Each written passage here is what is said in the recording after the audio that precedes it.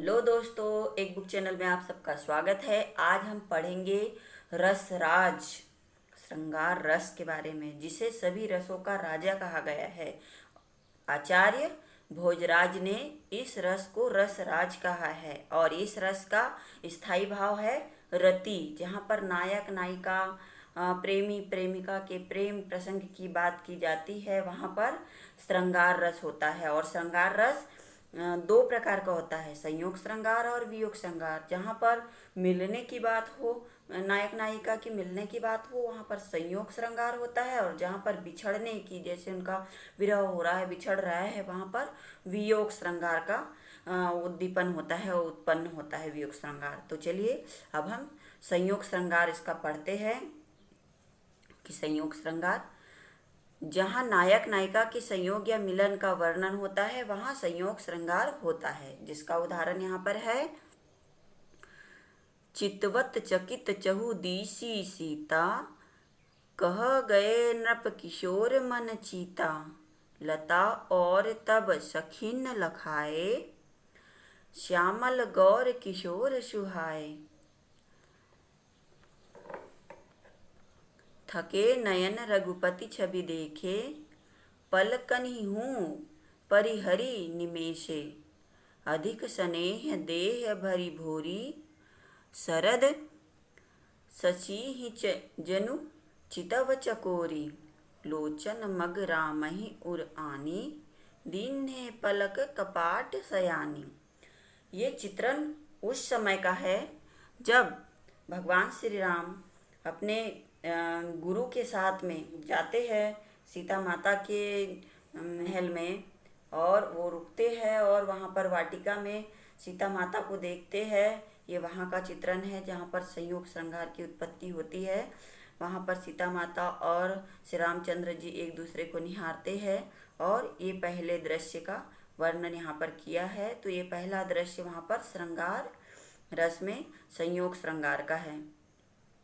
अब इसका यहाँ पर बताया गया है कि यहाँ सीता राम के प्रति जो प्रेम भाव है, जो उन दोनों के बीच में, भगवान राम और माता सीता के बीच में जो प्रेम भाव उत्पन्न हो रहा है, उसी का यहाँ वर्णन किया गया है। वहीं रति स्थायी भाव है, इसका स्थायी भाव रति है। राम और सीता आलंबन विभाव है। लतादि, यहाँ जहाँ पर वो लता बेले जो है, उनका उद्दीपन विभाव देखना है। देह का भारी होना आदि अनुभाव तथा हर्ष उत्सुकता आदि संचारी भाव है। अतः यहाँ पूर्ण संयोग श्रृंगार रस है, पूर्ण संयोग श्रृंगार रस यहाँ पर होता है।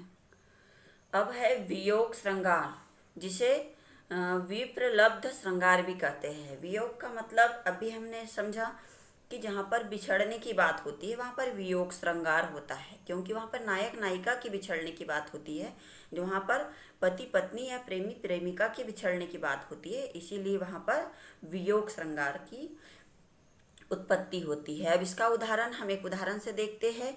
कहे राम वियोग सब सीता, वहाँ पर श्री रामचंद्र और सीता माता वाटिका में मिल रहे थे और एक दूसरे को निहार रहे थे, देख रहे थे। तो वहाँ पर संयोग श्रृंगार हुआ, वहाँ पर मिलन हो रहा था उनका। और यहाँ पर उदाहरण समझते हैं।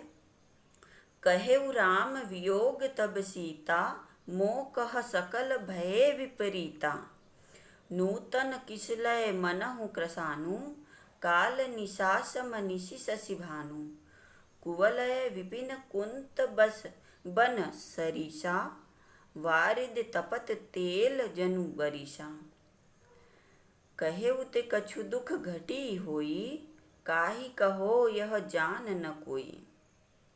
यहाँ पर माता सीता और श्री रामचंद्र जी का जब बिछड़न होता है, तो वो यहाँ पर वर्णन किया गया है। जब राजा रावण इन्हें हरण करके ले जाते हैं माता सीता को, तो माता को ऐसा लगता है कि जैसे कोई ऊपर से गरम गरम तेल की बारिश हो रही हो। मतलब वहाँ पर बिछड़ने की बात होती है, बिछड़ते हैं, वियोग होता है, बहुत ही दुख और पीड़ा वाली बात रहती है। तो वहाँ पर कौन सा रस होगा? वियोग श्रृंगार रस। यहाँ राम का सीता के प्रति जो प्रेम भाव है, वह रति स्थायी भाव है। राम दोनों के बीच में जो प्रेम है उसका स्थायी भाव रति है। राम आश्रय हुए और सीता माता आलम्बन। प्राकृतिक दृश्य जो वहाँ का है वह उद्दीपन विभाव, कंप, पुलक और अश्रु, जो अश्रुधारा बह रही है वो अनुभाव, तथा विषाद, ग्लानि, जो गुस्सा है और चिंता है, दीनता आदि संचारी भाव है। अतः यहाँ वियोग श्रृंगार रस है।